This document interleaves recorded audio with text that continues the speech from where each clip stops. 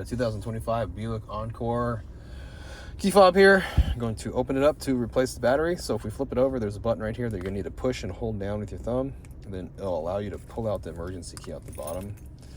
Now, once you do that, we're gonna split the remote open using a small flathead screwdriver.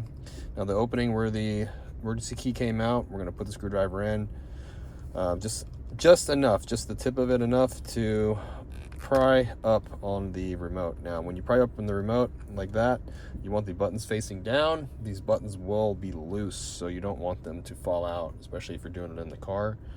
So buttons facing down.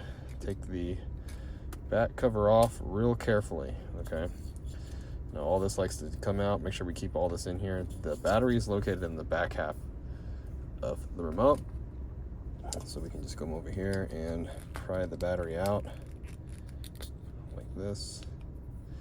And the size of the battery is a CR2032 positive sign, facing down. When we get our new one, stick it in here like this. Start at the bottom, lock it in like that. Now if you need a battery, check the description box. I'll have the correct size and a link. It takes you to Amazon where you can get one for $2.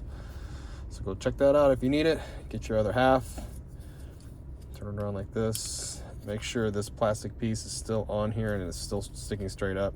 It's the button. They like to fall out, okay? Line everything back up.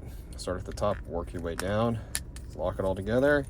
And if the emergency key goes back in and locks, you're all done. Hope the video was quick and straight to the point, and if it was, appreciate if you could hit me the like button or leave me a comment.